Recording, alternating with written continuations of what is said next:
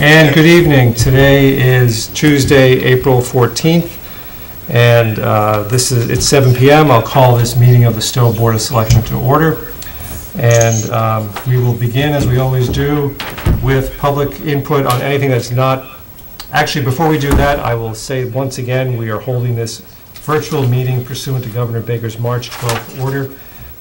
Public access is via Zoom and via Stow TV. I'll begin, as we always do, with public input on anything not on our agenda.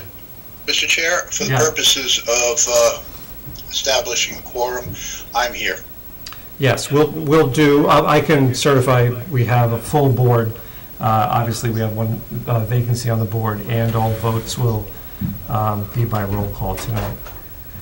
We don't have any members of the public other than Ann, and I thought I saw Bill before. Hello. Hi, Ann. Hello. So we will keep going. Chairman's comments. I just want to give everybody an update. Now, this is on the town website from the Board of Health. Hi, Linda. So as of this past Friday, April 10th, I'd appreciate if everybody would mute, other than maybe me, except when you have something to say.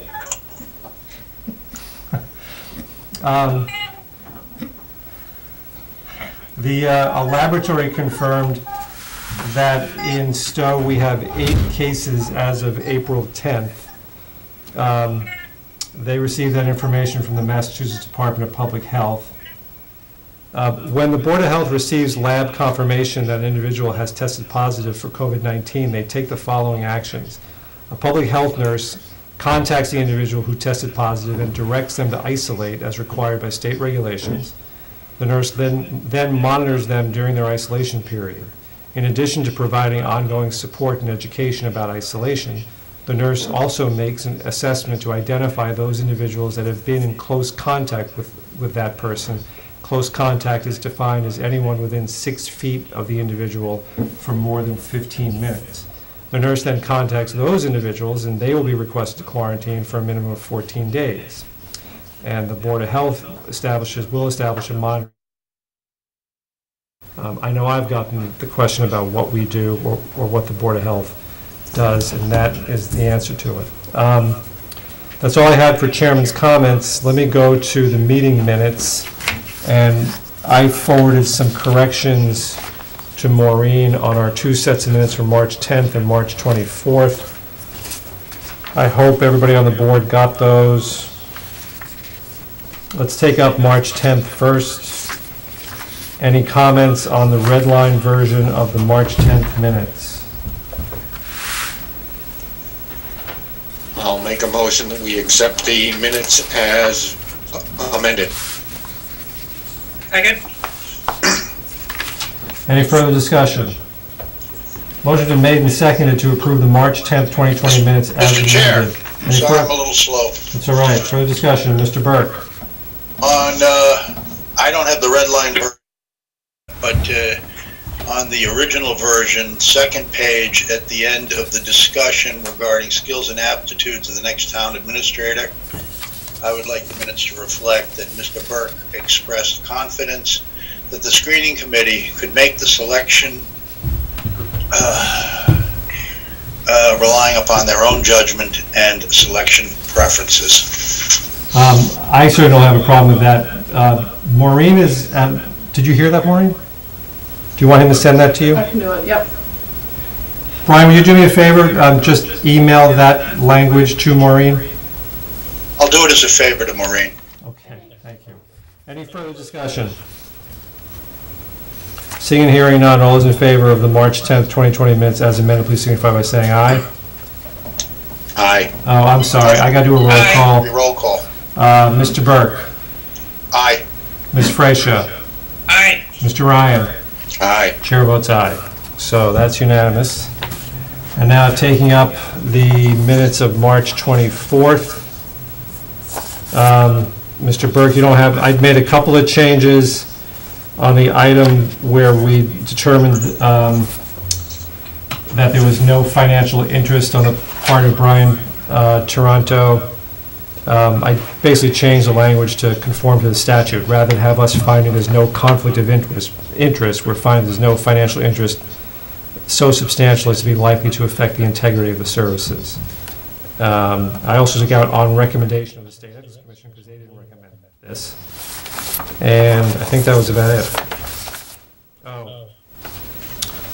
Under the discussion of moving the election, it made a point of saying that the charter states that town meeting must take place on the first Monday in May. I added that recent legislation allows the town to postpone the date of town meeting. So it doesn't look like we're violating the charter without authority. Any further comments on the minutes of March 24th? One very minor one from me, second page, third paragraph. There, Mr. Ryan with 2 periods, minor problems. Where's that? Third paragraph, second page. So where it says Mr. Ryan moved to authorize the chair? Yeah, there's 2 periods after Mr. Like I said, very Oh my minor. gosh, yeah, wow. Okay. Wow, I looked at that 3 times, I didn't see it. Thank you. Anybody else? I have, Tom, could you please send that change in to Maureen? Sure. Brian, the comedy show is as appreciated as much as usual, let's just say that. Anybody else? It's a matter of fairness. when you're done, Mr. Burke. On page 3, the 4th paragraph, Mr. Salvi, you had a sentence in red, recent legislation. Yes. There. I'm proposing that you move that one sentence further down in the paragraph. I think it would make more sense. That's actually where I wanted it originally, thank you. Great. So, Maureen, it should be moved after the sentence that starts "the charter states." Okay. Mm-hmm. Okay. Anybody else? Mr. Burke? Okay. I'll make a motion that we accept the minutes of March 24th, or March 24th is amended. Second. Motion made and seconded to accept or to approve the minutes of March 24th as amended. Further discussion? Seeing, hearing none. Mr. Ryan? Aye. Ms. Fresha? Aye. Mr. Burke? Aye. And the chair votes aye. Okay, very good. So correspondence, I don't see Arnie here yet, I don't think. He's here. Arnie, you're here? Okay, great. I'm here. I have one thing I want to do, and then we're ready for you. Arnie, did you get my message that we're not going to be able to let you do share screen? Yes, I just did. Yeah. Are you okay with that? That's fine. Okay, let me go back to the correspondence and we'll get right back to you. On correspondence, I don't think most of you have had a chance to take a look at it due to this situation. There's 2 things I wanted to mention. One, Bill Byron wrote in. Bill, are you with us? I don't see him. Bill Byron wrote in and alerted us to a contractor at 2 Chestnut that had basically run over the town bound sign, a town bound marker. Several other people brought that to our attention. Members of the board, did I send you an email on this? I meant to. No? And the contract. Responsible for. That's okay, Bill. It's just about the town bound on Chestnut Street. Okay. So I went down there with Craig Martin and Doug Hyde. The contractor did indeed take down the town bound, I guess by accident.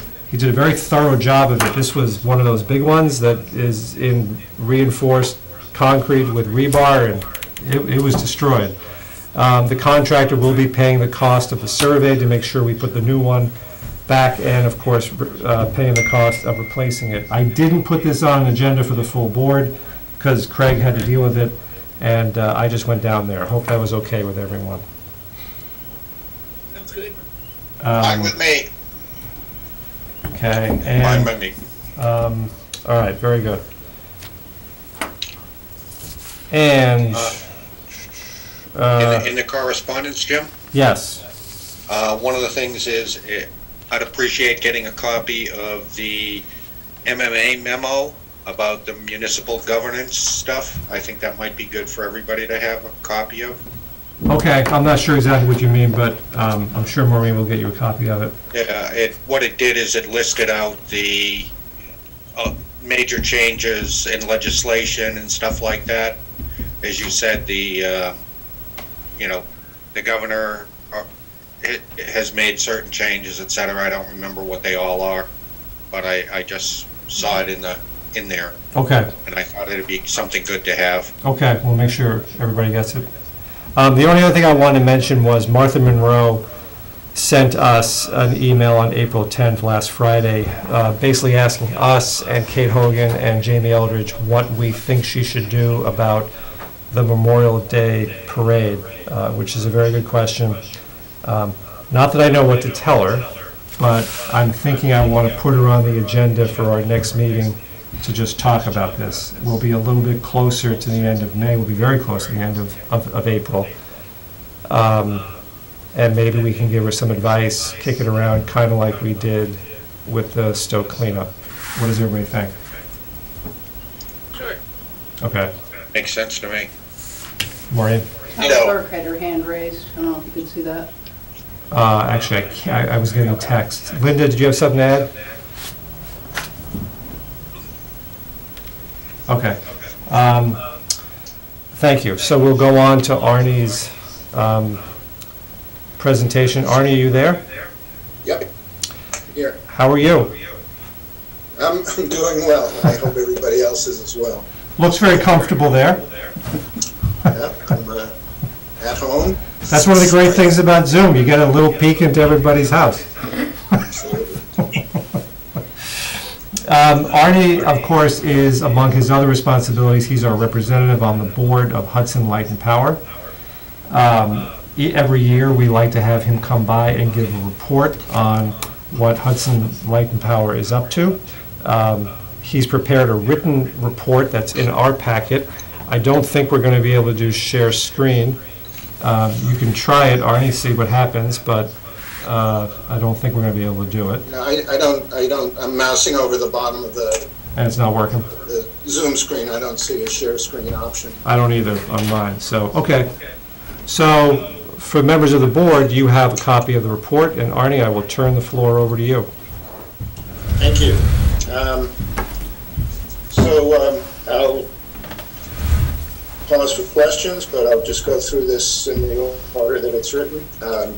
Starting out with our electric rates, we continue to benefit from the second lowest electric rate in the state. You can see a graphic below the first paragraph that compares the rates of Hudson Light and Power for a typical resident to those of the three major investor-owned utilities in the state.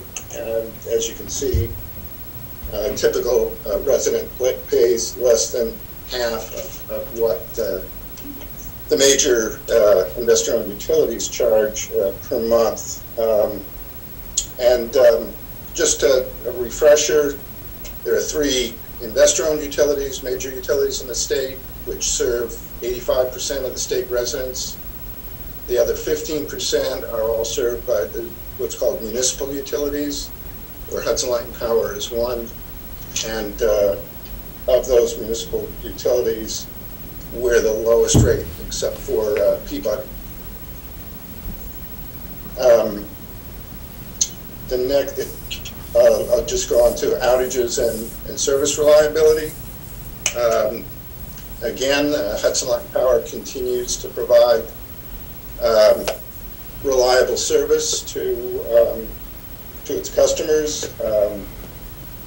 I included some industry standard metrics in the appendix to the report, and if you take a look at them, they're metrics that look at average duration of an outage and average number of outages per resident per year, and it compares Hudson Light and Power to National Grid, one of the major investor-owned utilities in the state, and to the national average.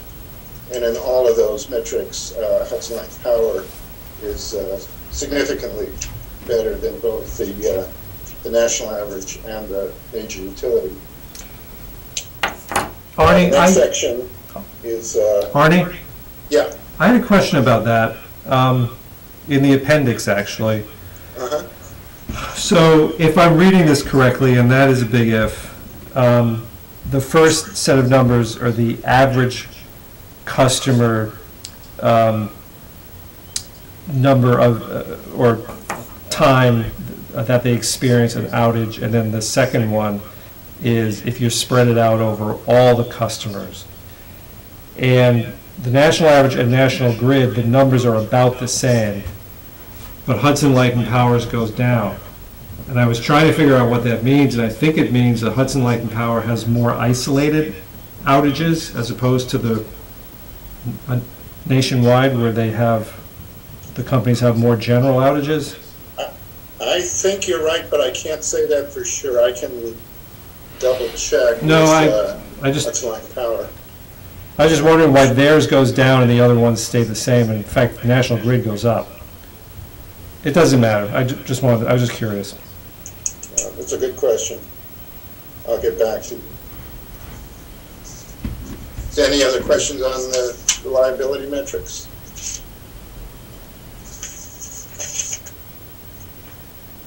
So the next item is COVID-19 readiness.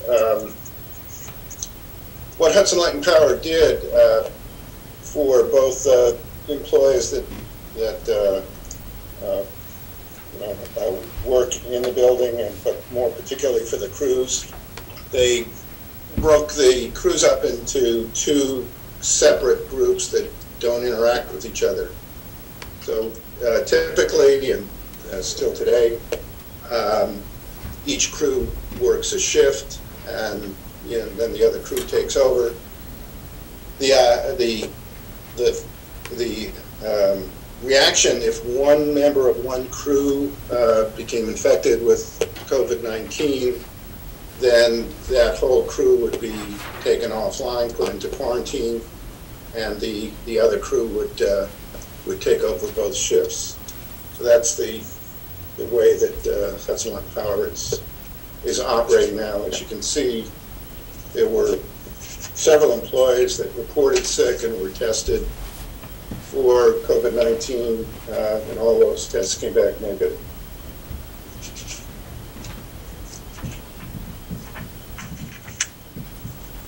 I'll move on to the next section, incentives and rebates. Hudson Light and Power continues to provide the rebates and incentives that they have in prior years. This year they provided two new incentives. One, we provided a report to the selectmen, I guess it's about 6 weeks ago, on the Heat Smart campaign. During that campaign, Hudson Light and Power doubled their heat pump rebate, and they also supported that community initiative with articles in their newsletter and posts on their website. So we really think that they contributed pretty significantly to the success of the program. The other thing Hudson Light and Power has done this year is launched a new program called Hudson Light and Power Drives Electric. That's a program where people can reach out to Hudson Light and Power for information on electric vehicles, but it's also combined with some new incentives. So there's now a $500 rebate for what's called a level 2 charger if you install that in your home. And they have what's called off-peak reduced rate charging. So the idea there is they would prefer that people charge their electrical vehicles in the nighttime when there's less of a demand on electricity. And if you do that with one of their chargers that you've installed through their rebate program, then you get a lower rate for charging during that time. So I'll go on to the next item, which is the fuel mix. So as we've been reporting for the last several years, Hudson Light and Power, and this year I think it's 93% electricity provided to their customers is greenhouse gas free. Most of that, as you can see in the pie chart below, is nuclear, particularly Seabrook, and you may be aware that the license for Seabrook has been renewed through 2050, so that should be a resource that Hudson Light Power can use for the foreseeable future. There's also a significant amount of hydro, some nuclear from Millstone, and some solar, and the remaining 7% is primarily from what's called the spot market, and that is not greenhouse gas free. But taken as a whole, Hudson Light Power provides some of the cleanest electricity in the state. Just going on to the pilot, that's a payment in lieu of taxes. The town of Stow received $66,247 from Hudson Light and Power for electric use in calendar year 2019, and that's a payment that's determined by the relative amount of electricity used by Stow as compared to Hudson. Just a note, there's two reliability and efficiency projects that were completed. One was street lighting. I'm sure you've noticed that all of the street lighting in Stow is now LEDs. That saved about 3/4 of the electric use of street lighting, and that translates into about $3,500 a year of savings for the town. And your residential meter has now been replaced by what's called a smart meter. The immediate advantage of that is that enables Hudson Light and Power to be notified automatically if there's an outage.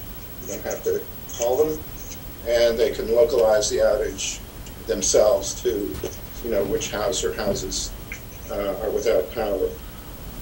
And there's other features in that could be supported down the road, but at this point in time, it's primarily used to be able to automatically track and localize outages. Finally, just an update on the transmission line project. If you recall, I guess this is 4, maybe even 5 years ago that this project was first proposed. It's a reliability project that would be implemented by Eversource. It's a transmission line between the Sudbury and Hudson substations. The proposal that Eversource made was ultimately to put the entire transmission line underground with almost all of it along a MBTA right-of-way. There's been, as I'm sure you're aware, there's been a lot of controversy, particularly from the towns of Sudbury and Hudson, around this proposal. But the State Energy Facilities Siting Board did rule in favor of this project this past December. And there are 3 separate appeals that are currently delayed due to the COVID-19 emergency. However, Eversource expects that they will be able to move forward with this project, and and the anticipated date for completion is 2023. Just to remind you that there are significant benefits to the town as a result of the project. One major one is that it gives us more resiliency and reliability. We'll have dual transmission lines so that if one goes down, the town of Hudson and Stow will stay up. Allows the substation to isolate an outage without service interruption. It will save the town, will save Hudson Light and Power, and in turn residents additional savings on their electric bill because of lower transmission costs.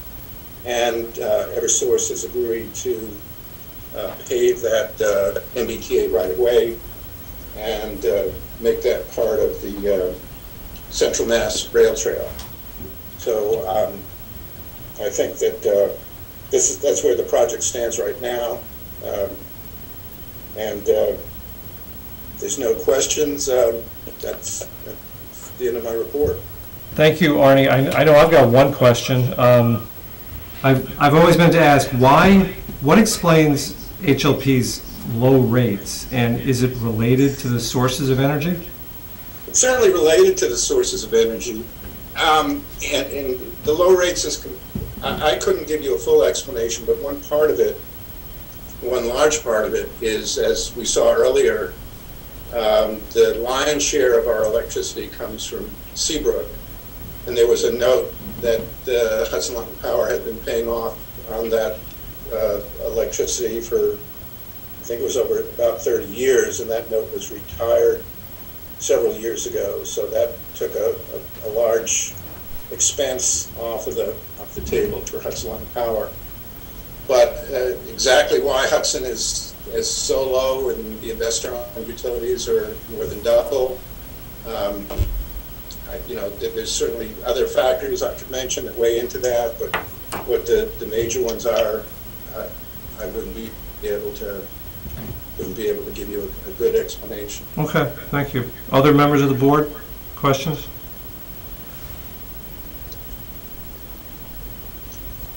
Tom? I was just going to say one comment from me is I remember 20 some odd years ago when we were thinking about leaving Hudson Light and Power, and a lot of the concerns that we had, and things have been going along swimmingly. So it's Arnie, please pass on my thanks to Hudson Light and Power. They seem to be doing a great job. I know that they get along well with Highway Department. They work together well. So it's I think we've got a great deal right now. And thank you for putting it. And I'm sure they'll be pleased to hear that you appreciate their service. Yeah, I do. It's I think I was actually one of the people that was advocating for leaving years ago. And I will fall on my sword now and say, we're doing okay, but it's we've got a good thing going, and I think they do a great job. I've only heard good things about them from the Highway Department, so very responsive and great crew to work with. Thank you, Tom. Brian, Courtney, anything? I just ditto Tom's remarks, and I'm grateful for the excellent service they seem to give us at very low cost. Brian? I'm comfortable with what everyone said. As a personal observation, they seem to try and get outages fixed and keep people involved on the process. Arnie, I certainly share those sentiments. I'm going to be the only skunk at this garden party, though, and I'm just going to raise this one question. Historically, and I mean really just the past 10 years or so, they've been a bit stingy about the incentives for renewable sources like solar, their requirements to get a subsidy were a lot more exacting than the ones from an IOU. Is it your sense that has changed, or is that something that could change? Well, it has changed, and I do recall that was they did have very strict requirements to qualify for their solar electric incentive. Those have since been relaxed. It's part of I think most of the municipal utilities in the state have since relaxed their requirements to be comparable to those of the large investor-owned utilities. There are still differences that we could talk about between the municipal light plants and the investor-owned utilities in terms of incentives for residential solar. The primary one being something called net metering. I won't go into details about that, but just to your question, the requirements to get their rebate have been relaxed dramatically from what you experienced. Okay, that's good to hear. It was what I and others experienced, but that is very good to hear. And that was my only knock on it. I agree with everybody else in terms of rates. Who can complain? And in terms of service, terrific. So. Yep, I have one more quick question that I thought of. Is, I was happy to hear that Seabrook's been licensed for another 30 years, but I would imagine at some point a decommissioning cost will come due, and I'm wondering if Hudson Light and Power is putting money aside now for the eventual decommissioning, assuming that they're going to be on the hook for part of it. I will need to get back to you on that. Again, I believe that they are, but I'll ask that question specifically at the next board meeting. Yeah, because it'd be I'd hate to see it in 30 years all of a sudden everybody's electric bill double because we've been enjoying, I'll say, the benefits of cheap electricity for a number of years, and then the future generations end up getting whacked because of the decommissioning costs. And I assume that that Hudson Light and Power is on the hook for them somewhere. Tom, I'll get back to you on that. The town administrator has something to add. Given recent trends in renewed interest in nuclear power by even the Concerned Scientists organization, it may be a recommissioning and not a decommissioning that takes place. Yep. It is green energy. Yep. All right, Arnie, thank you for your service on Hudson Light and Power Board as well as on so many other things. And always good to see you. Thank you very much. I'll leave the meeting. All right. Take care. See you. Thanks, Arnie. Thank you. All right, next on our agenda is something that the town administrator has been working on with the assessors, I think, about extending the local property tax payment deadline because of the COVID-19 emergency. And I'll turn it so, can we see you? Can they see you? Close enough. All right, close enough. Actually, this speaks to a statement made by Tom on executive orders and/or, in this case, legislative acts that have been passed since the COVID-19 emergency was invoked. And the Treasurer Collector's Office, along with the assessors, myself, in this particular case, it was an act called Chapter 53 of 2020 that enables, and this was passed by the House and the Senate, it was a House bill, that enables municipalities through their chief executive officers, and in the case of a town, that is the Board of Selectmen, if you vote, the motions made this evening, it will allow the property tax bills that are now due and payable May 1st to be extended 30 days to June 1st. And included in that would be property tax exemptions and deferrals. I won't go into the long list, but you've heard them before in the past. There are property tax exemptions for protected classes and other folks who meet certain qualifications. The property tax extension motion also has in it language that allows, if you vote the motion, for the town to waive any interest or other penalties for a late payment of the now, what would be the new payment date of June 1st to June 30th. So it gives a grace period that even if the payment's delinquent, but past June 1st, but not past June 30th, interest and penalties would be waived. So you Only have up to June 30th.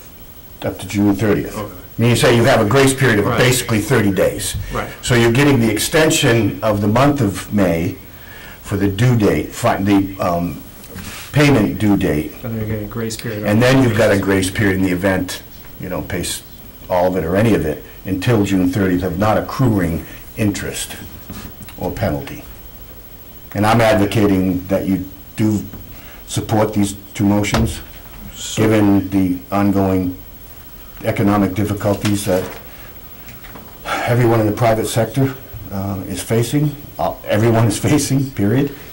And this is an allowance that the legislature has provided, signed April 2nd, bringing it forward for hopefully your approval. So, a couple of due diligence questions.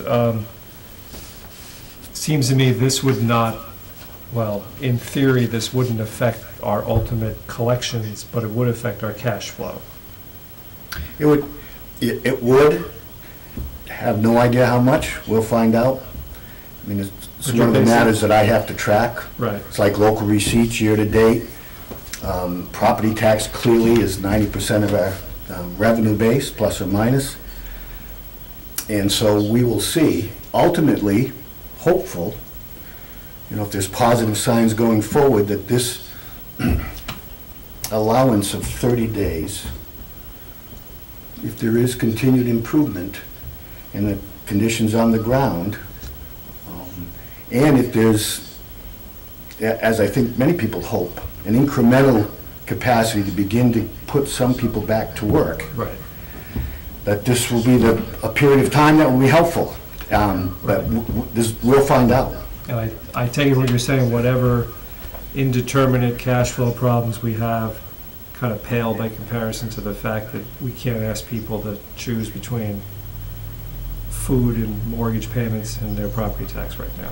My viewpoint is that it provides what's typically defined as a tragic choice. Yeah.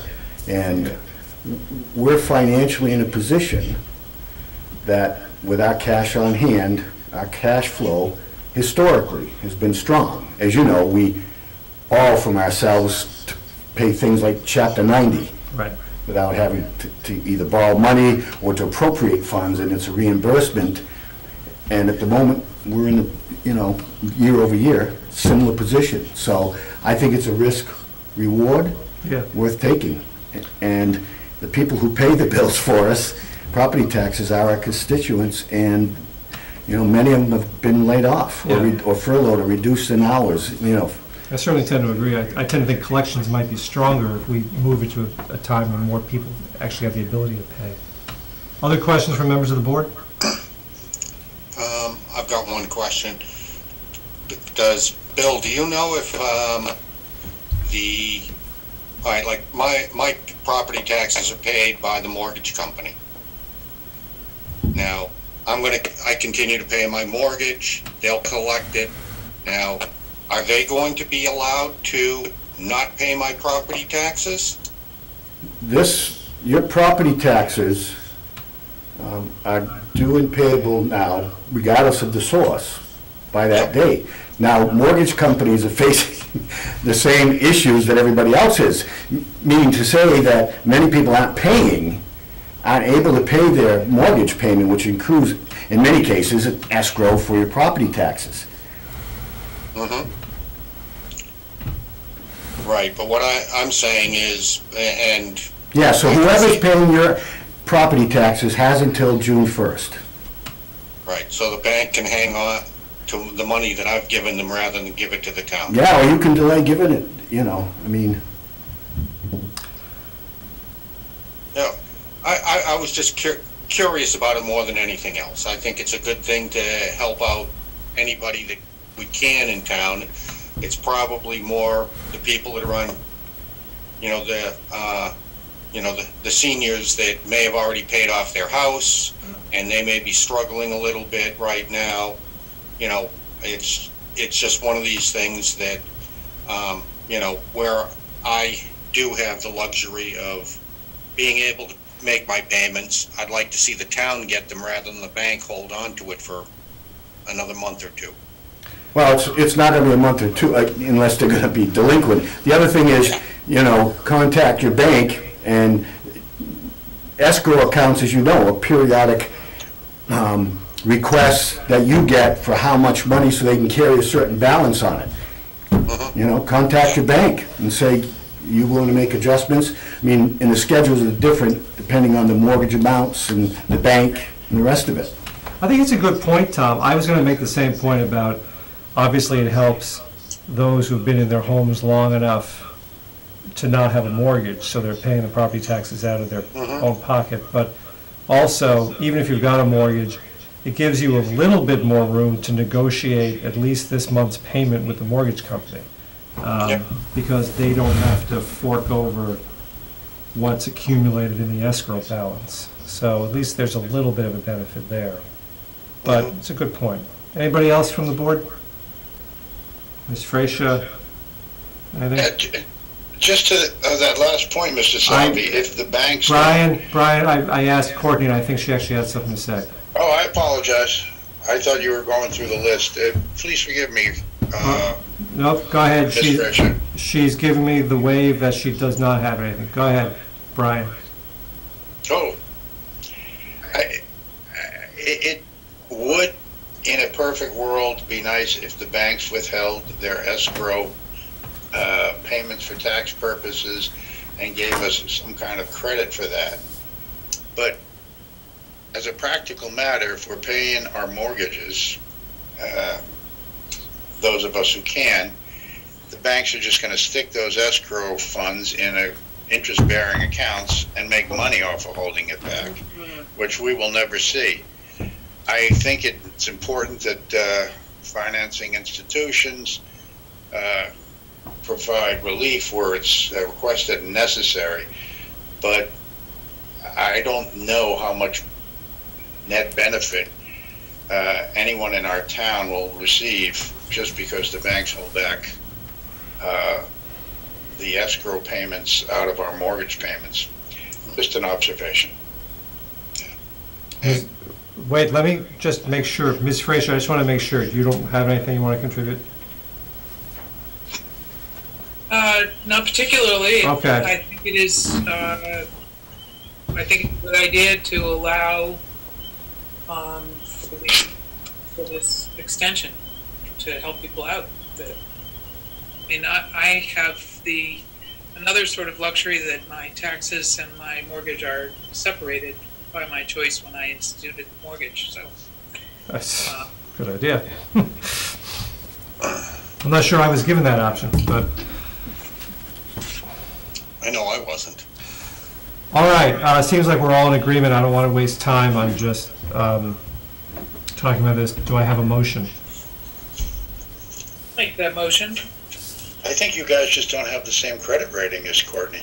Probably true. Small local bank, and that makes quite a difference. First, there's actually two motions to be made, so. Well, let's start with the first one. I move to accept Section 10A 4 of Chapter 53 of the Acts of 2020, which allows cities and towns to extend the due date under General Law, Chapter 59, Section 59, for applications for tax exemptions and deferrals from April 1st, 2020 to June 1st, 2020. Second. Motion made and seconded to accept Section 10A4 of Chapter 53, Acts 2020, which extends the application deadline for tax exemptions and deferrals from April 1st of this year to June 1st. Further discussion. We didn't discuss this one directly, but this is obviously related. Any further discussion? Seeing and hearing none. Ms. Frazier? Aye. Mr. Burke? Mr. Burke? Mute. Aye. Mr. Ryan? Aye. And the chair votes aye. And Ms. Frazier, do you have another motion? I do. I move to accept Section 10A1 of Chapter 53 of the Acts of 2020, which allows cities and towns to extend the due date under General Law, Chapter 59, Section 57, for tax payments from May 1st to 2020 to June 1st, 2020, and to waive any interest and other penalty or late payment as long as payment is made before June 30th, 2020. Second.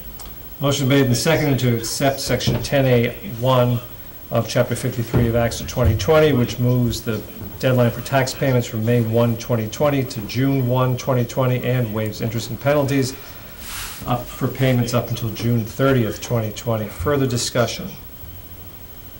Seeing and hearing none. Ms. Frazier? Mr. Burke? Aye. Mr. Ryan? Aye. Chair votes aye, so that's unanimous as well. Thank you, Bill, and thank you, Kristen. I saw some emails from her. And Kathy. And Kathy. Thank you, Kathy. And, all right, that brings us up to an item about the PFAS-related. Bill and I want to just update the board on this. I think I'll start. So probably 2 weeks ago, Bill and I and Kathy Sfera participated in a con call with Mary Jude Pigsley, the regional administrator of DEP. And the main reason she was calling was to tell us that because of the COVID-19 emergency, DEP has suspended their testing at homes and they're providing bottled water, and it was suspended for the foreseeable future, and they would be getting back to it.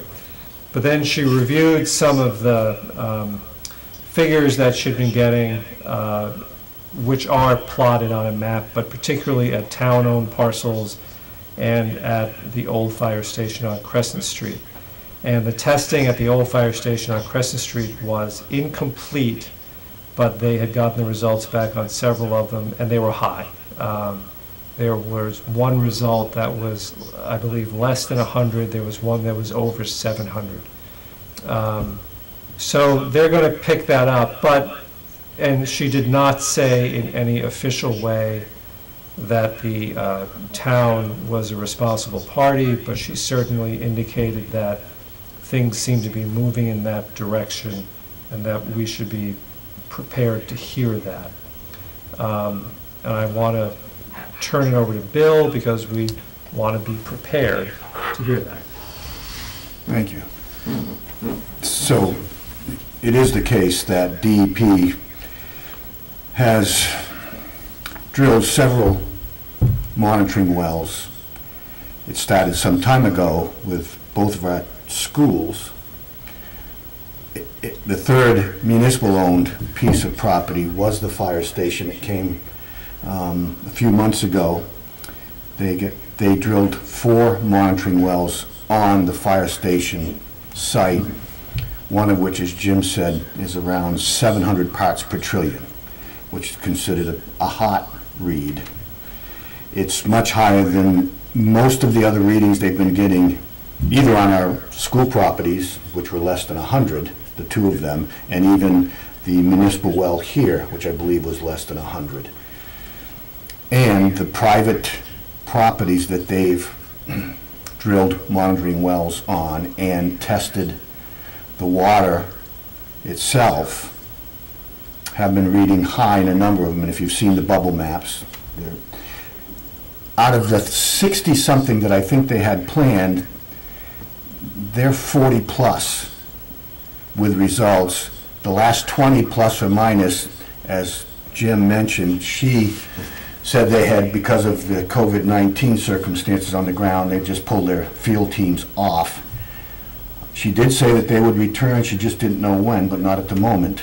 And I read it to mean they would finish the 20 wells that they had scheduled to take analyticals and get the results.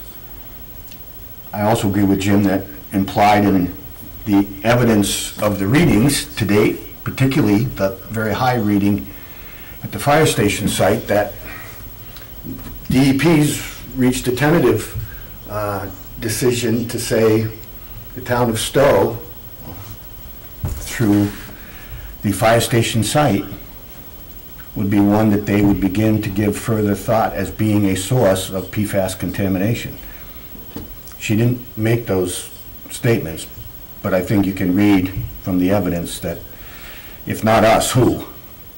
So we need to begin to prepare for what could be a rather lengthy, phased process under the Massachusetts Contingency Plan, DEP's, CMRs, the front end of which start with a notice of responsibility that would be sent to us, which is a formal notice, together with or shortly followed by an emergency response action document, meaning to say they will establish a scope of services action that we're going to have to undertake if that notice of responsibility is in fact sent.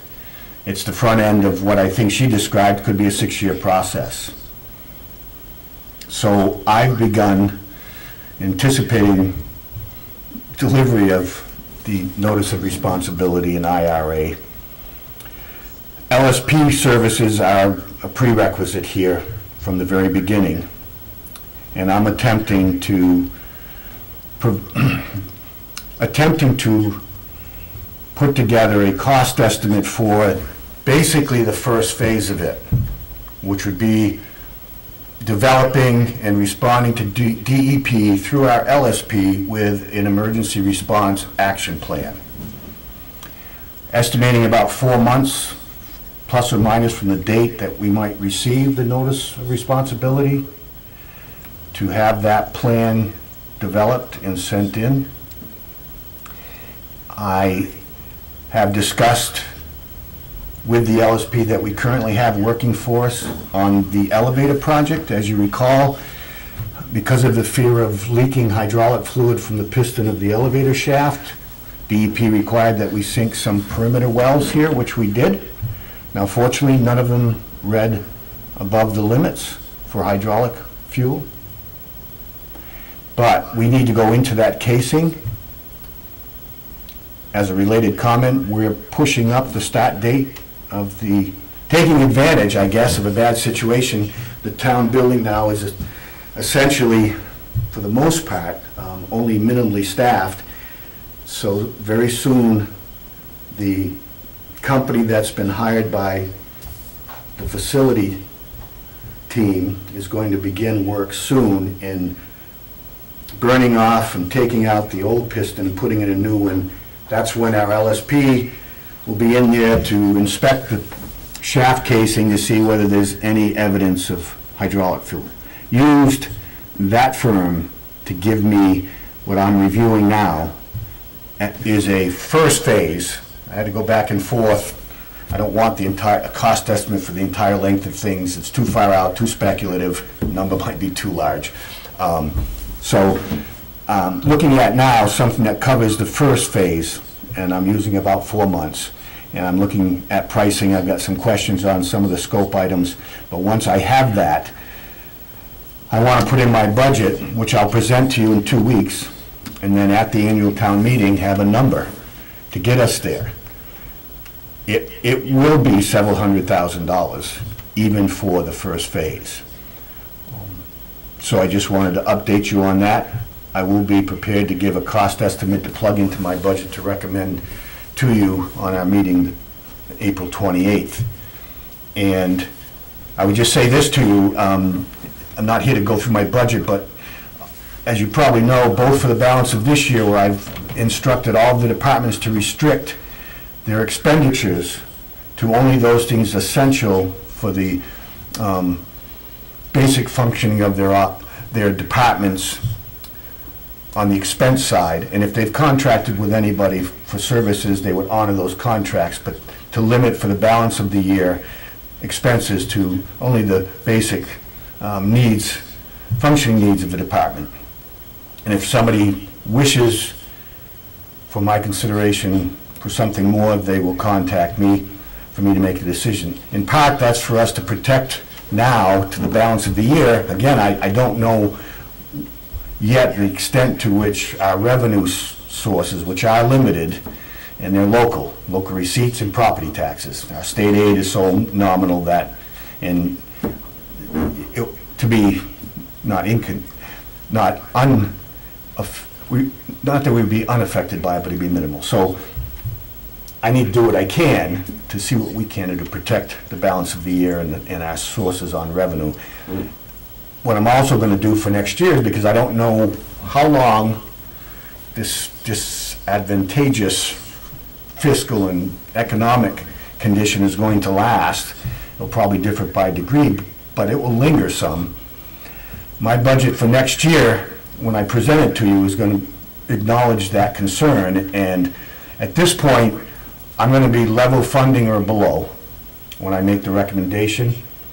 And for the purposes of putting a plug number in for the PFAS, initiation of the PFAS-related process on the DEP and the Municipal Massachusetts Contingency Plan 21E, whatever that first phase cost is, I'm going to propose borrowing within the limits of Prop 2.5, because I've already got on the board $735,000 of free cash that I'm using for capital and other purposes, OPEB primarily. And I don't want to over expend from the stored assets. If we borrow within Prop 2.5, there will be no budget impact next year, because there's a year before the first payments are due, presuming we don't borrow before the beginning of the next fiscal year, which, because our town meeting's in June, that will occur past, so we'll have a year, and that will save the taxpayers any additional burden. As you know, we saved a great deal of money this year because we unloaded the debt payment from the Hale School, which we've had for 20-something years. So we do have a cushion in that line item. So for that reason, and trying to protect the taxpayers, I'll be doing that. So that's essentially where I am on. So let me have other members of the board asking questions. Let me start off with Ms. Frazier. Do you have anything, Courtney? No. Okay. Mr. Ryan? Nope, I think I understand it. All right. Mr. Burke? Yes, first I want to thank the chair and the town administrator for addressing this problem so proactively and beginning the planning stages. I think that under the circumstances, the town administrator's budgeting plans, especially now that we have a longer time to present a budget, is judicious. Having said all that, I would like to know as soon as possible where the state DEP is going on this. I understand that we need to preserve the water supplies for not only the town building and the adjacent municipally owned properties. On the other hand, we need to make sure that anyone who owns property where there is high PFAS testing is fitted out with a suitable filtering agent. Having said that, I really would like to understand where the DEP is going in the long run. I'm sure that no one can give me an answer to that now, but I want to try at least match proactiveness of the chair and the town administrator by trying to figure out what's the end game. Are we going to have to remediate all the soil, even if we preserved the water supply and reduced by filtering agents the PFAS numbers to an acceptable rate? Is that ever been hinted at? Let me try to answer him. I think I can offer you two answers, Brian. So when we were on the phone with Mary Jude, I asked a slightly different question, but close to yours. And I said, so what does this mean? If I own a home up on Carriage Lane, and it is determined that the town is the responsible party, which hasn't been determined yet, does that mean the town is going to be excavating all the soil between the old fire station and Carriage Lane? And she said, no, of course not. And the focus of the remediation effort is at the source, eliminating the toxic chemicals, stopping them from flowing into the groundwater, and then eliminating the contaminated soil and existing groundwater. That's one answer. The second answer is, I looked at a video that they sent me about this mass contingency plan process. And I can send it to all of you. It wasn't that helpful, but the one thing it tells you is this is a highly privatized process. And what that means is DEP comes in and they say, town of X, you have a problem. We think you're responsible. Goodbye. And they leave. They leave. And you hire a private contractor, one of these LSPs. And the LSP, they come up with a plan for how to remediate this. Periodically, maybe it's once a year, once every 2 years, they pass what they're doing past DEP, and hopefully DEP approves it, but these LSPs know the standards. So DEP isn't telling you what to do, your LSP is figuring it out and getting their approval. From what I read, you know, my personal opinion, it'll involve excavation of soil at the fire station. But I don't know what else it'll involve. Did that help at all, Brian? Oh, it did, and I would appreciate seeing that video. All right. Again, I make you no promises, but it'll... It is what it is.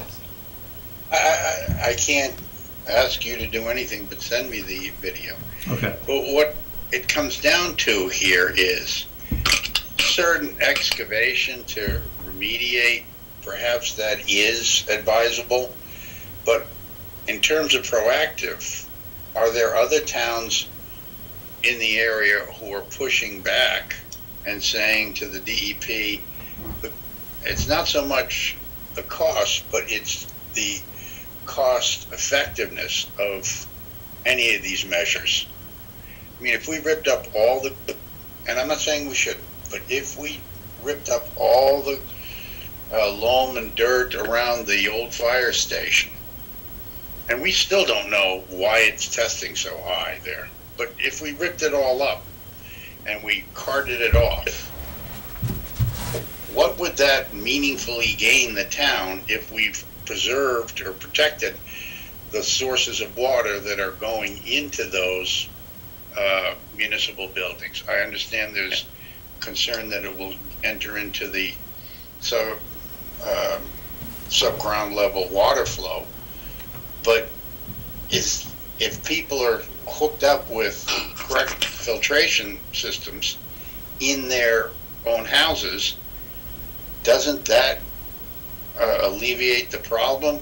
What again, it's a cost effectiveness that I'm thinking of now, and I'm wondering if we should start talking with other municipalities who are in the same boat and try and get a read as to whether they think that they're being asked to do too much, and are they going to be hiring an attorney to push back on unreasonable demands by the DEP. Thank you to my colleagues for listening to me. Again, I don't think it's so much that the DEP making demands. I think the answer to your question is you have conversations with your LSP, the person you hire, and they craft the plan that then gets approved by DEP. We get the names from the LSP. I guess we're using the same ones that were helping us with the hydraulic fluid system. We're probably going to do a procurement, so we can't be sure who we're going to be using. And I Are think these it's important. LSPs certified by the DEP? Do they have to? They're licensed through DEP. Yeah. The firm Omni that we're currently engaged with on the elevator project is well known. In fact, Mary Jude had commented, Omni's well known, well respected by DEP. Not that that necessarily means much in the end with regard to any advantage or disadvantage that we would have. But to your specific question on remediation, and I'm not saying in this case bioremediation would be in play, but years ago, in a prior life, I worked for an engineering company, and we did, in its infancy, 21E projects, MCP cleanups, and we licensed some of our engineers as LSPs in the 80s when the master plan first came out. One of the presumptive arguments made for cleanup is that the source or sources, if identified, to the degree that you, and I did this on the underground storage tank leak in '94 or '5 at Pompo. You clean up the contaminated site. That's just considered to be, because you don't know scientifically over time. First of all, PFAS what we're hearing doesn't even have a half-life. And it continues on for such a long period of time that, as a practical matter, doesn't have a half-life. So if that's the case, why would you leave it in the ground? You will take it out. Even if you protect at the back end through filtration, you don't have guarantees over time. A, whether the filtration, which is now, granular activated carbon was brand new in the 80s. It's off the shelf now. You know, as it's now proven analytically, it can remove most, if not perhaps all, no detection of PFAS, but maybe that's not correct.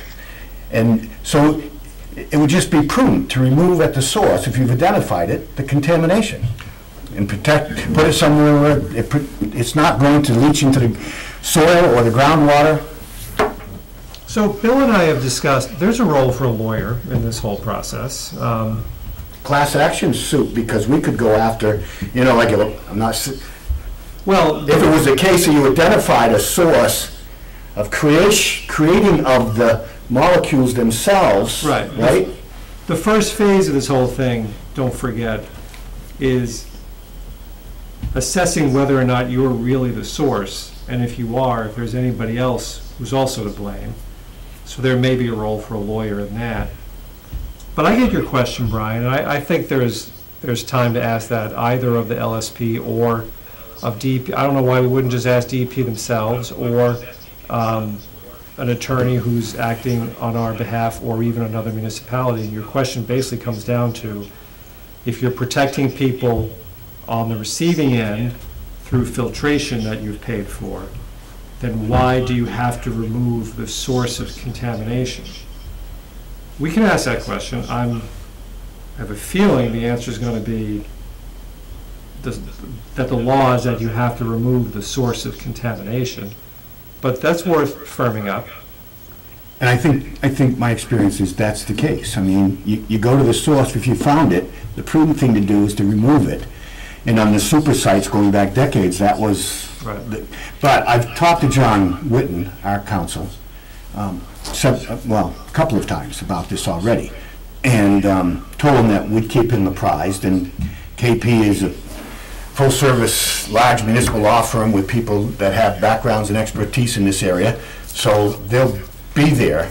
I guess I just didn't want to have too active a conversation about possible lawyering up and things early in the process before DEP's even, because we do have, to date, what I would define as a very good working relationship with them.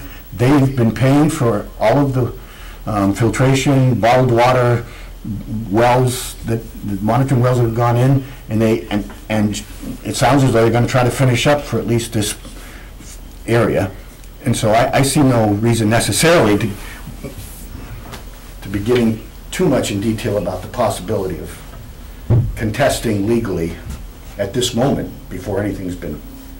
So, Look, may I speak? yes, please.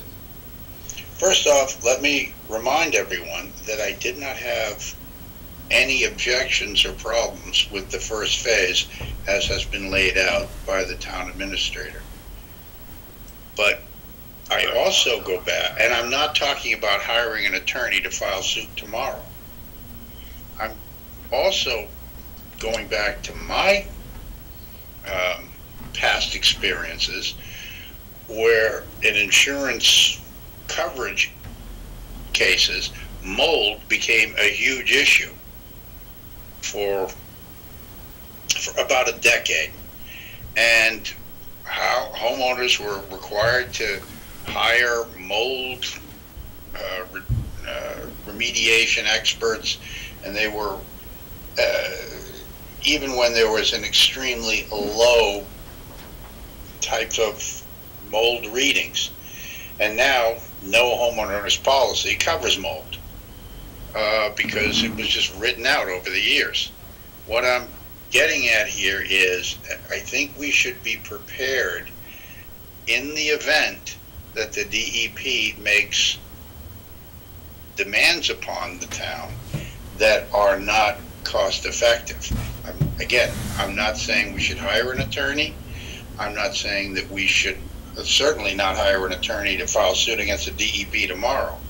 I'm saying let's work with them, but on the other hand, we need to have the ability to step up to the DEP and say, you are asking too much. I'm not saying they're going to be asking too much, but we need to have that capability. That's my respectful submission. Yes, so that's why I've contacted town council. We've spoke a couple of times. We'll keep them apprised. It takes a phone call to engage the attorneys. And I've contacted our insurance company because there's the possibility of some coverage there as well. So I don't think we can be better positioned than we are now without necessarily, I guess, accentuating something that's speculation right now. I think we're there. Yeah, I think everybody agrees with that, but we also agree on the steps to be taken right now. Yeah, and I've not gainsaid any of the steps that have been presented at this meeting. And I just would like to make sure that KP, with its broader attorney base, might have some knowledge of this kind of a situation where the DEP comes in, just like it was with mold. I mean, there's a reason you get rid of leaking fuel tanks, but PFAS has been in the ground for, does anyone even know how long it's been in the ground? 50s, 60s. Yeah, it wasn't created, it's a man-made molecule. It wasn't created until I think the late 30s, early 40s for use publicly. All right, and but in all that time, again, you know, it's become an issue. I realize that we have to address that issue now. On the other hand, I don't want to see what happened with the mold crisis, which is, and I use crisis half ironically, where it became much more of an expense, even to the insurance companies, than the results warranted.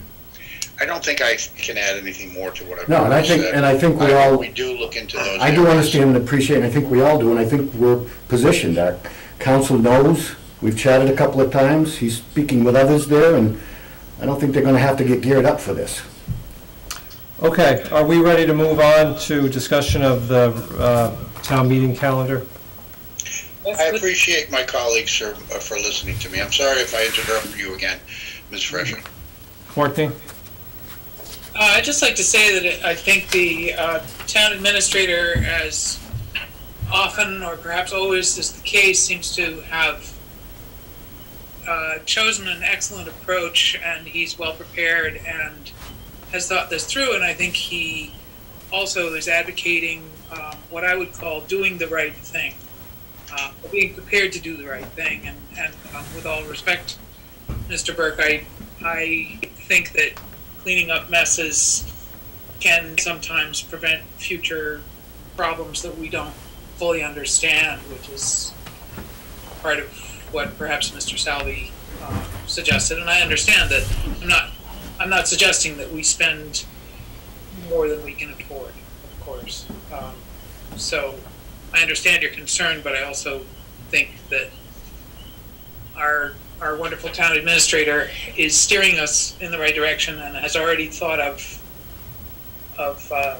the right next steps. Is taking care of us well.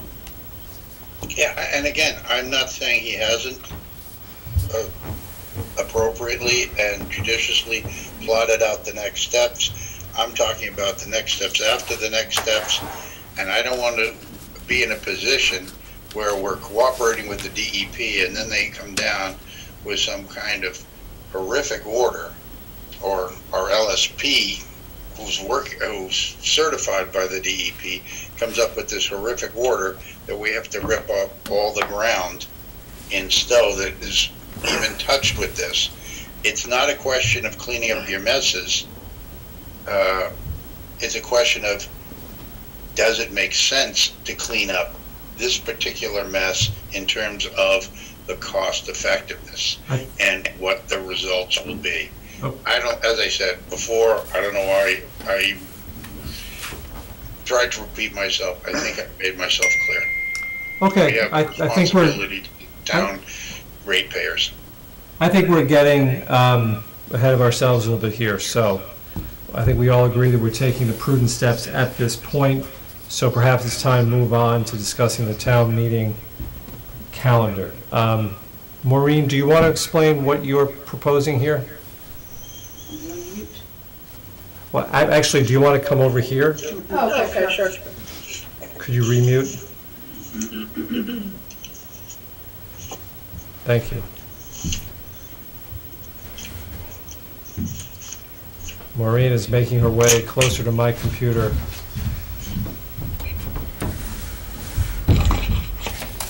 So working back from the date of June 22nd, a few things that we must fit in is the FinCom public hearing on warrant articles. This date of June 22nd for annual town meeting allows us to reopen the warrant for a couple of weeks, which it seems there may be a need for. So I would like to propose reopen the warrant tonight, April 14th, and close the warrant on May 1st. It seems that FinCom, it would work for them to hold their hearing on May 12th, which is a Tuesday. Give them a week to send their recommendations to the Selectmen's office, and then time to rework the warrant a little bit, include those recommendations so that when the Board of Selectmen see the almost final warrant on Tuesday, May 26th, they can vote to accept, or there will be a little bit of cushion to change anything that may want to. And then it will be sent off to the newspaper for printing and distribution on May 27th. I think my only question is, at this point, do we really need 2 full weeks with the warrant open? Doesn't everybody, presumably everybody who had something, some burning issue for the annual town meeting already has it in. I know a few things have changed. I know CPC is talking about something. I suppose 2 weeks isn't that bad, but I'm looking for input. Could it be a week? Sure, whatever works for you. Well, would it help the rest of the process if we reduced it to a week? I agree with Jim. I'll put a PFAS article in, for example. Okay. But I'll have that together. Okay, I always try to give more time to the committees that might need it. There's one other article that might be coming. I will check with those people if they'll have it ready by May 1st or before. I'm fine with May 1st. It's just an easy date to Who's that? remember. It gives time. CPC. Okay, yeah. So. Yeah, I'm good either way. Oh, good. And if Okay. that schedule works with 2 weeks, then. Because the warrant's more or less done, and that's the hard part. Now anybody that sends me things, just a quick edit, so. So, Okay, so it's basically open it tonight and leave it open until May 1st. How do other members of the board feel about this?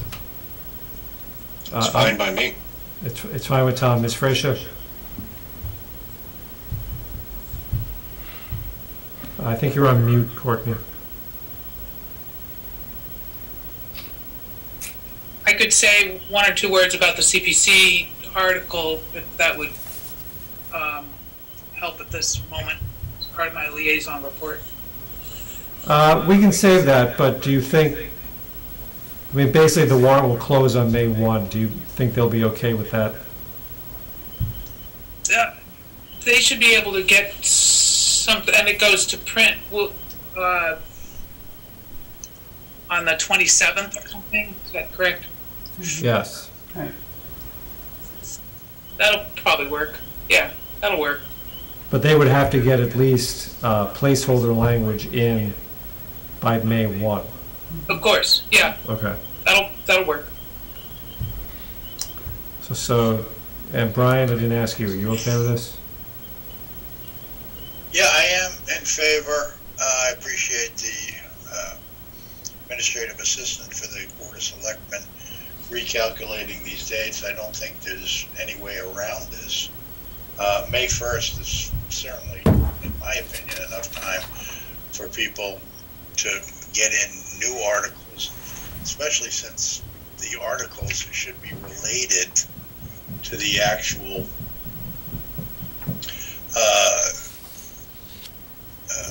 problems that we've been dealing with. Shouldn't be an opportunity for people to stick in new stuff that they just thought of. Having said that, I'm wondering, and I don't know if this is appropriate to bring it up, should we now have a full Board of Selectmen meeting on May 5th?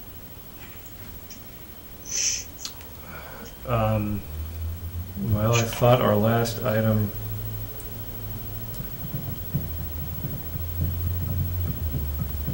why are you thinking of that? I gotta look at the calendar. Because we usually don't have a full meeting that week of May after the week of town election. I mean, I apologize, town meeting. Town meeting's been moved. yeah. Yes, I understand. That's why I'm saying perhaps because town meeting has been moved, we can now have a full meeting on May 5th and maybe look at the new warrant at that point. Proposed date for that was May 11th. My question was that's supposed to be a Tuesday, which would be the 12th. Yeah, so we would normally meet on Tuesday, the 12th.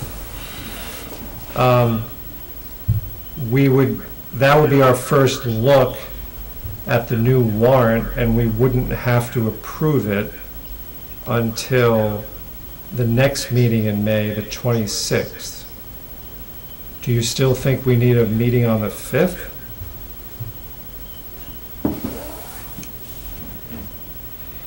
No, I didn't no, but I do think we need a meeting in that first 2 weeks of May because things are moving along and we no longer have a reason for not having that first Tuesday meeting. Right, in May. so that's, I think, Maureen's last item here will revert to our normal schedule of May 12th and 26th. It says 11th in your packet, but I think the Tuesday is the 12th.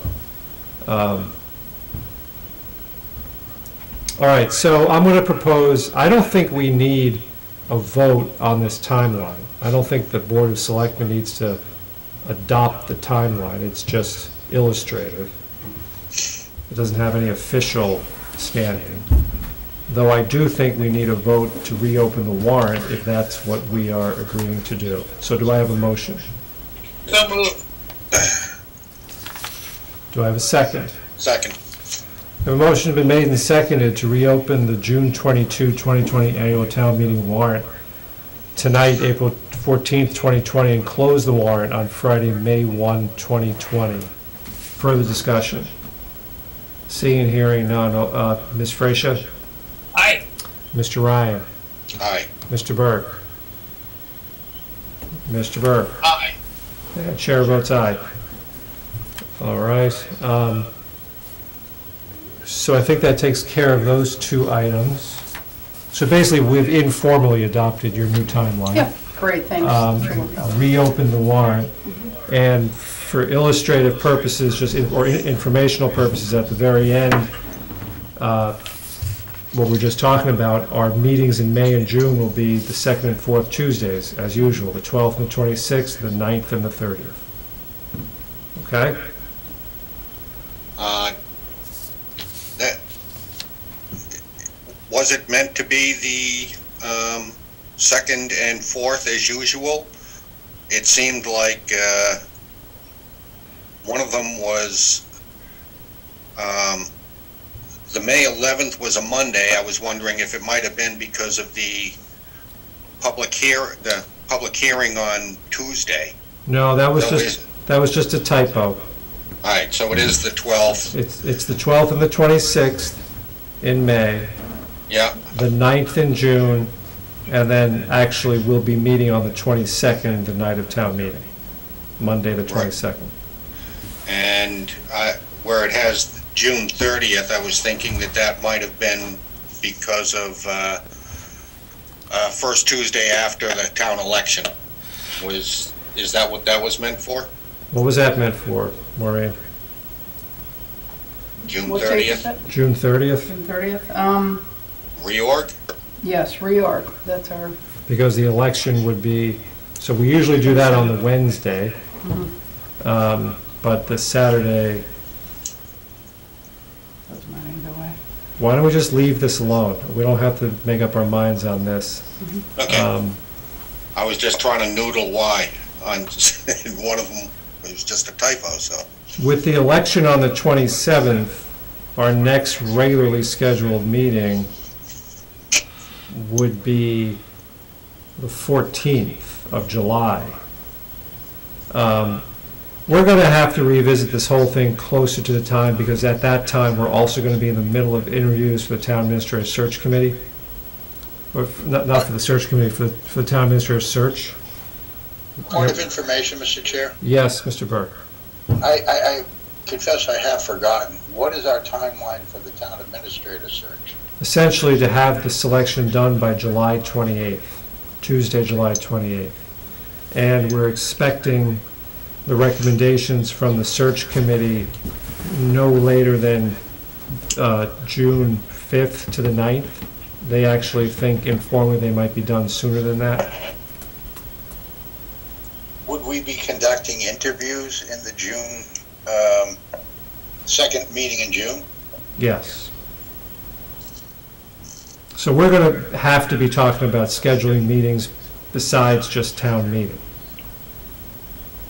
Understood. I just wanted to bring that to the attention of my colleagues. Yeah. You do have some flexibility, though, for timing.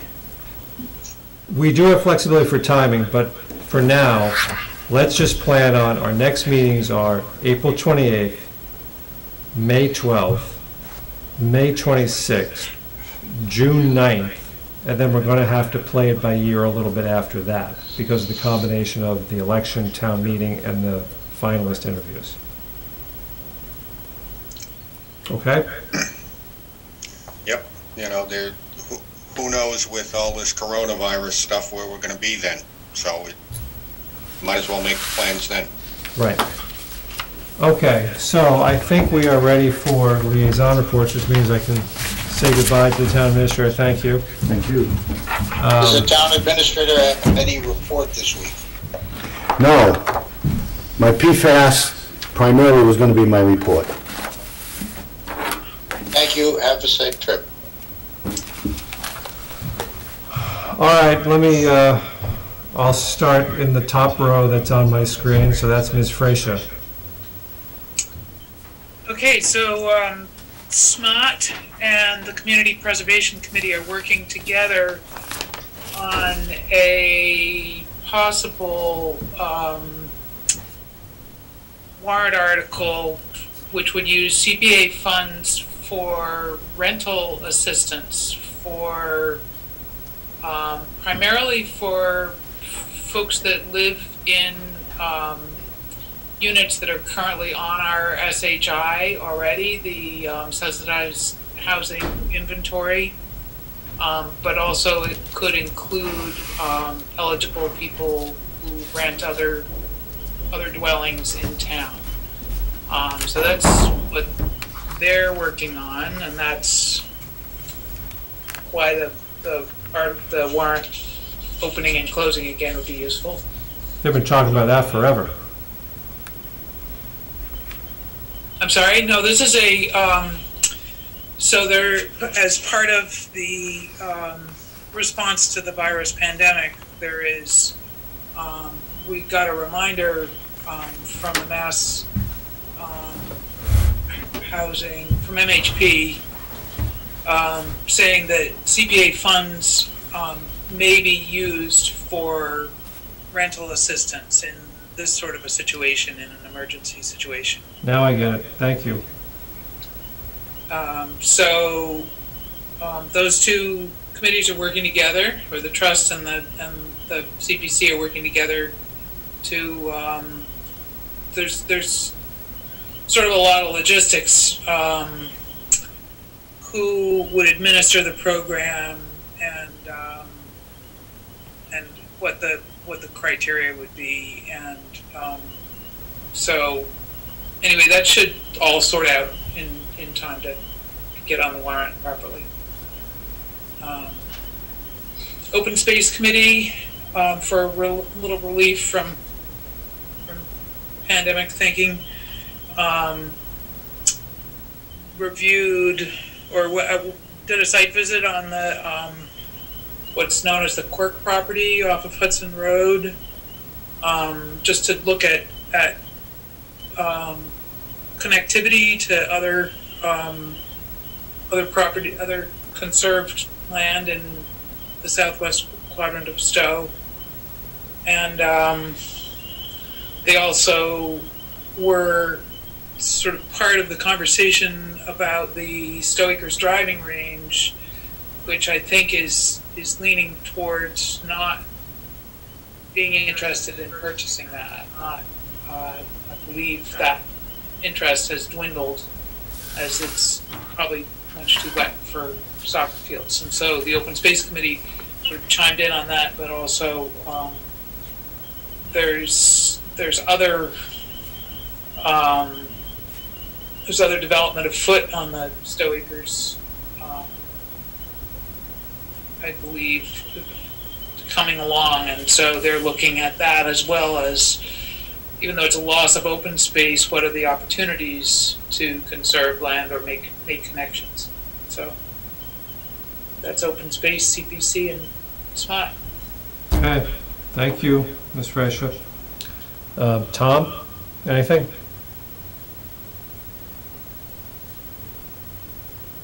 Mr. Ryan? At our last meeting, you'll recall that we appointed a new police officer. He did take the position. He actually started yesterday. So he's on board, and hopefully we'll get trained up, and as Chief Marino said, he'll turn him loose in a few weeks once he learns the town. One of the other things that I talked to Steve Nadeau, our superintendent of streets, and he mentioned that they were doing the same kind of thing that was mentioned about Hudson Light and Power. He's broken the group into 2 crews, keeps them apart, and it's something I hadn't thought about before, but yeah, you don't want to lose the whole highway department if one person gets sick on it. So it's, he's following the same type of thing that Hudson Light and Power is doing to make sure that they keep those crews out. You know, it just shows how important, you know, Highway Department is as far as public safety also, you know, especially after the storms last night and things like that. So,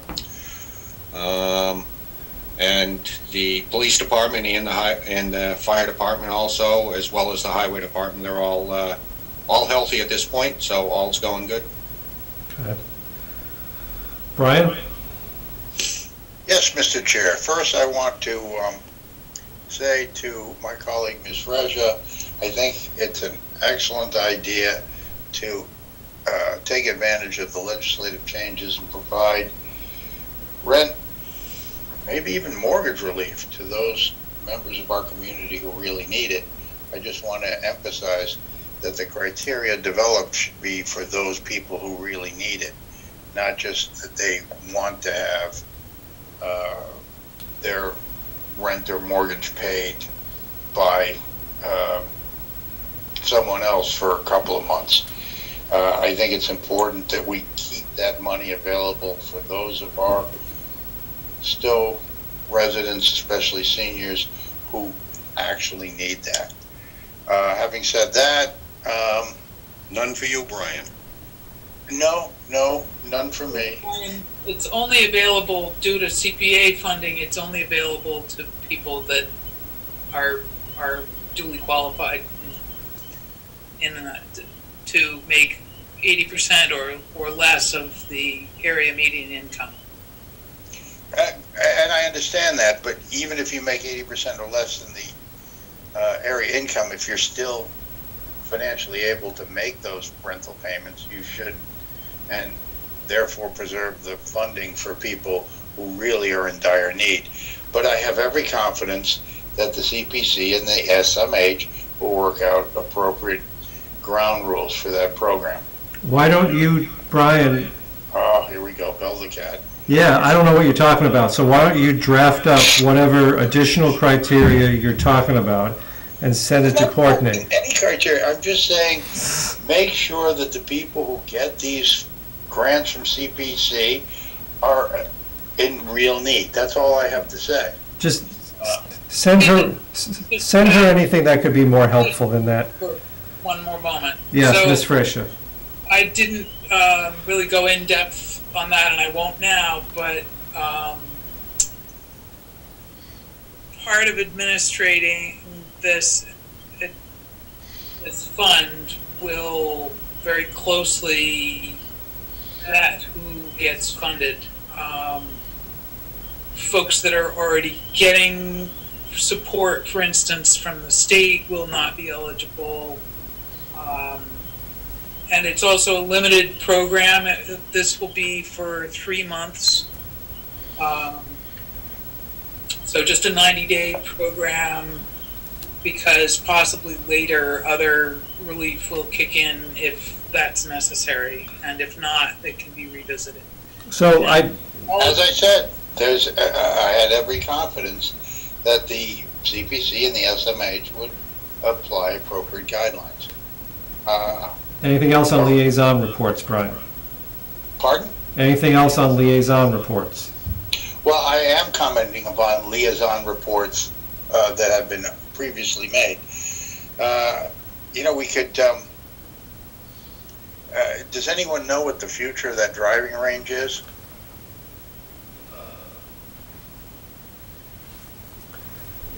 No. If Well, we aren't interested in it, it might get offered for sale to a developer. I think they've already offered it for sale. All right, I think we've gone as far as we can with that. Although, that's part of the town that I think we need to be very rigorous, or at least very mindful of not turning that entire area into developments. But having said that, I'll move on to my own liaison reports, Mr. Chair. And that is, I attended the COA meeting virtually last Thursday. I'd like to attend the Finance Committee meetings, but they're scheduling them simultaneously with our Selectmen meetings. And LACAC is continuing to progress towards in its joint capacity now, towards renegotiating the cable contracts that affect our town, and they've engaged an attorney to do so. Is there anything else? Let me give my own liaison reports. So I checked in with Ross Perry a couple of weeks ago, right after our last meeting, about the town's administrative search committee. At that point,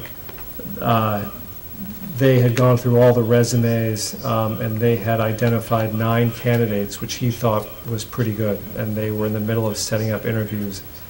I think those interviews may have already started. I haven't checked in with him again in the past couple of weeks. At the time I talked to him, they were going to give people the option of coming in physically or doing a Zoom interview, and I don't know what happened. I can reach out to him again. The library trustees are meeting tonight, or I'm sorry, tomorrow night. I'm going to Zoom into their meeting tomorrow. They have the future of the library building committee on the agenda, and I just want to see what that is. I don't know what is up with that. I will let you know. Capital planning is meeting Thursday night. Obviously the capital plan is pretty much set because we were coming down to the wire on town meeting. The one additional item is the PFAS item that Bill mentioned. Technically, I don't think it's a capital item. Steve Jellman doesn't think it's a capital item because we're talking about a consultant, but it's certainly related to something bigger, so they'll talk about it and fold it into the plan. And I, at some point, will probably ask Rich Eckel and Steve Jelinek to come in here, and we can just have at least a brief discussion about all the big ticket capital items coming down the pike. School, town hall, library, PFAS. This is starting to remind me of several years ago, around 2011. And it's good. We're going to have to keep our eye on these multiple balls. I think technically it's in the jurisdiction of capital planning right now, but we should check in with them on it. So we'll be doing that, I think, at our next meeting, maybe the May 9th meeting, if that's all right with the board. And other than that, I think I need a motion to adjourn. So moved. Do I have a second? Second. Motion made and seconded to adjourn, 8:43. We stand adjourned. Have a good night, everybody. We didn't take a roll call vote. I think we can skip that one. I think we know the result. Do you object, Brian? Do you object? I think Just leave it on for him, and he can sit there and listen Okay. to it. All right. I think the administrative assistant can take it then that it was unanimous roll call vote. Good night, everyone.